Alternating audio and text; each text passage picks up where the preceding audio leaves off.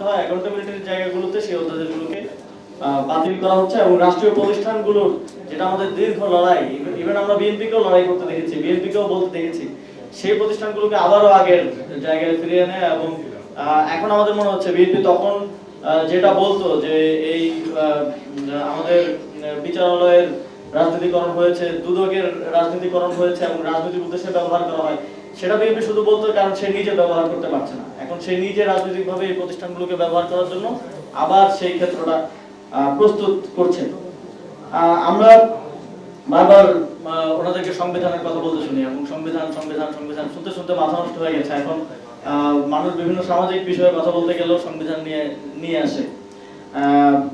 কিন্তু আমরা দেখলাম যে প্রশাসক নিয়োগের ক্ষেত্রে তারা সংবিধান লঙ্ঘন করলেন এবং সংবিধানে লেখা আছে যে স্থানীয় সরকার প্রতিষ্ঠানগুলো জনপ্রতিনিধিদের দ্বারা পরিচালিত করতে হবে। এবং জনপ্রতিনিধি মানে হচ্ছে জনগণের ভোটে নির্বাচিত প্রতিনিধি, কিন্তু সেখানে তারা প্রশাসক নিয়োগ দিচ্ছেন। এবং পূর্ববর্তী সময়ে যে অধ্যাদেশ করা হয়েছিল, যেটা এখন আর কোনো প্রাসঙ্গিকতা নেই, সেই অধ্যাদেশগুলো রাখার মাধ্যমে যে কোনো ব্যক্তি কেউ যদি স্থানীয় সরকার প্রতিনিধি হিসেবে নির্বাচিত হন, তাকে যে কোনো সময় অপসারণের ক্ষমতা নির্বাহী বিভাগের কাছে রেখে দেওয়া হচ্ছে। তার মানে বিরোধী দল বা বিরোধী যে কেউ যদি স্থানীয় সরকার নির্বাচনে নির্বাচিত হয়, তাহলে যে কোনো সময় সরকার চাইলেই তাকে অপসারণ করতে পারে, অথবা অপসারণের ভয় দেখিয়ে তাকে একটা সরকারের অনুগত নির্বাচিত জনপ্রতিনিধিতে পরিণত করতে পারে। এটা আমরা মনে করি বাংলাদেশের গণতন্ত্রের জন্য অত্যন্ত হুমকি স্বরূপ এবং এটা সুস্পষ্ট সংবিধানের লঙ্ঘন। এবং এই আইনটা যে কোনো সময় কোর্টে চ্যালেঞ্জ করলে এটা খুবই দুর্বল একটা জায়গা আছে, এটা সংবিধানের সাথে সাংঘর্ষিক বলে এটা বাতিল হওয়ার একটা সম্ভাবনা আছে। আমরা তথ্য অধিকার অধ্যাদেশ নিয়ে কথা হচ্ছিল, আপনারা দেখবেন যে পৃথিবীর ওয়ান অফ দ্য লাস্ট প্রায় 1-2 যুগে সবচেয়ে বেশি আলোচিত বিষয় হচ্ছে রাইট টু প্রাইভেসি জনগণের। এবং এটা নিয়ে ওয়েস্টে আমরা রেগুলারলি আসলে আন্দোলন দেখি এবং সেখানে এটা নিয়ে বিস্তর আলাপ আলোচনা আছে, বিস্তর তর্ক আছে। আমাদের এখানে হয়তো আমরা এটা নিয়ে খুব বেশি সচেতন না, কিন্তু বিগত সময় আমরা দেখেছি যে কিভাবে আমাদের প্রাইভেসি ব্রিচ করা হয়েছে, কিভাবে আড়ি পাতা হয়েছে এবং এমন অবস্থা হয়ে গিয়েছে যে কেউ পরিবারের সাথে কথা বলবে, গার্লফ্রেন্ডের সাথে কথা বলবে, এটারও কোনো নিরাপত্তা কিংবা প্রাইভেসি নাই। এই জিনিসটাকে মাথায় রেখেই কিন্তু অন্তর্বর্তীকালীন সরকারের সময় আমাদের প্রায় 18-19টা এজেন্সির কাছে এই সক্ষমতা ছিল যে তারা যে কোনো সময় যে কোনো ব্যক্তির হোয়াটসঅ্যাপ মেসেজ, কল রেকর্ড, তারপরে ইন্টারসেপ্ট করতে পারে, শুনতে পারে এবং সেটা সংরক্ষণ করতে পারে। তো এটা 18টা এজেন্সি বা 18টা ভিন্ন দপ্তর সংস্থার কাছে এই সক্ষমতাটা ছিল এবং তাদের কোনো বাইন্ডিং ছিল না যে তাদের কোর্টের কোনো অনুমতি নেওয়া কিংবা কোনো একটা প্রসেসের মধ্য দিয়ে এই করার অধিকারটা তাদের, এটার কোনো ধরনের কোনো ইয়ে ছিল না।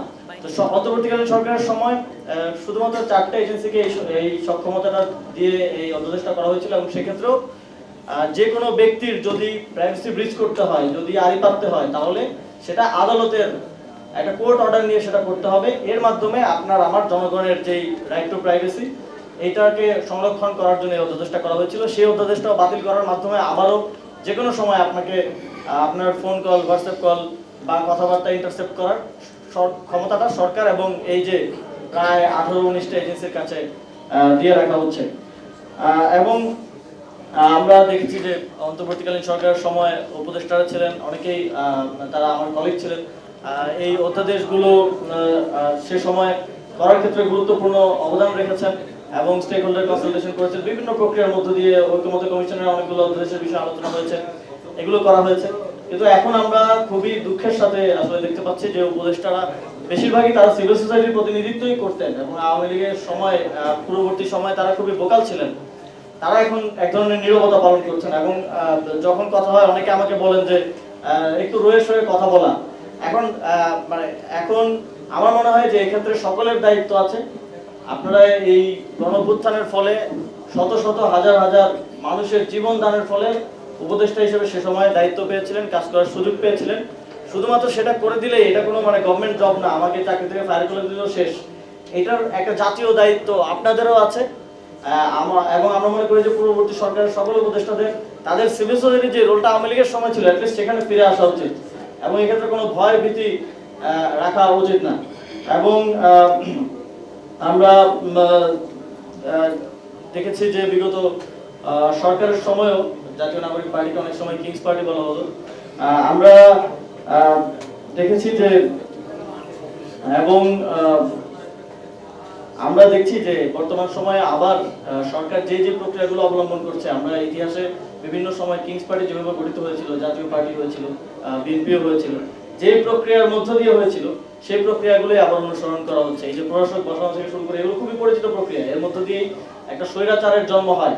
আমরা বিগত সময়ে আসলে ফ্যাসিবাদ দেখেছি, এখন আমরা আসলে স্বৈরাচারের সকল লক্ষণ আমরা দেখতে পাচ্ছি। আমরা এই গণভোটের যে বিষয়টা, এটাকে অনেকে বিভিন্ন আলোচনায় আমি দেখছি যে জিয়াউর রহমানের সময় যে গণভোট করা হয়েছিল সেই গণভোটের সাথে তুলনা করা হয়। এটার একটা সুস্পষ্ট পার্থক্য আছে। জিয়াউর রহমানের সময় এই গণভোটের মাধ্যমে লেজিটিমেসি নিয়ে কার্যক্রমের প্রতি এবং এই যে বিভিন্ন প্রসেসের মধ্য দিয়ে তখন এবং এজেন্সিকে ব্যবহার করে একটা কিংস পার্টি তৈরি করার জন্যই মূলত এই পুরো প্রক্রিয়াটা করা হয়েছিল। কিন্তু এবারের গণভোটটা হয়েছে বাংলাদেশের এই রাষ্ট্রের কাঠামোগত সংস্কারের লক্ষ্যে, এবং এবারের গণভোটে জনগণ এই কাঠামোগত সংস্কারের পক্ষে হ্যাঁ ভোট দিয়েছে এবং এটাকে বিজয়ী করেছে। ফলে এই গণভোটের রায় যদি আপনারা না মানেন, তাহলে এই সরকারকে আমরা সেদিন থেকেই অবৈধ সরকার বলা শুরু করব, এবং আমরা এটার জন্য সময় নিব না। আপনারা যেমন এই যে আমাদের সকল অর্জন ধূলিসাৎ করে দেওয়ার জন্য সময় নিচ্ছেন না, আমরাও কিন্তু সেটার জন্য সময় নিব না। আপনারা যেটা বলছেন যে অনেক সময় আপনারা বলেন, বিভিন্ন ইন্টারনাল আলোচনায় বলেন যে 15 বছরের অভ্যুত্থান হবে না, 20 বছরের হবে না। তো এটার নজির আছে বাংলাদেশে যখন 69-এর অর্জনটা রক্ষা করা যায় নাই, 71-এই মুক্তিযুদ্ধ হয়েছে। তো আবার 24-এর অর্জন রক্ষা করা না গেলে আবার 26-27-ও এরকম কোনো ঘটনা ঘটে যেতে পারে। আমরা জাতীয় নাগরিক পার্টির পক্ষ থেকে আমরা শুরু থেকে বলে আসছি যে এই সরকারকে আমরা সহযোগিতা করতে চাই একটা সুন্দর বাংলাদেশ নির্মাণের জন্য, কিন্তু আপনাদের সদিচ্ছা না থাকার কারণে আমরা সেটা পাচ্ছি না। এবং আমরা এখনো বলতে চাই যে বৈশ্বিক ক্রাইসিস এখন চলমান আছে। এই ক্রাইসিস মোকাবেলার ক্ষেত্র এবং একটা সুন্দর বাংলাদেশ গড়ার জন্য আমরা সকল স্টেক হোল্ডার একসাথে মিলে কাজ করতে চাই। বিরোধী দলের বা বিরোধী জোটের কোনো চিন্তাই ছিল না এত দ্রুত সময়ের মধ্যে রাজপথে নামার। আমরা চিন্তা করছিলাম আবার সাংগঠনিক রাজনীতি গুছিয়ে এবং স্থানীয় সরকার নির্বাচনের দিকে ফোকাস করে সবাই কাজ করব। কিন্তু আমরা যেই পরিস্থিতিতে আপনারা আমাদেরকে ফেলে দিয়েছেন, আমাদের সাংসদরা কথা বলতে পারছেন না, ইভেন গণভোট নিয়ে কথা বলার জন্য একটা দীর্ঘ নাটকীয়তার মধ্য দিয়ে কথা বলার সুযোগ পাচ্ছেন, এবং সেটাকে কোনো ধরনের তোয়াক্কাই করা হচ্ছে না।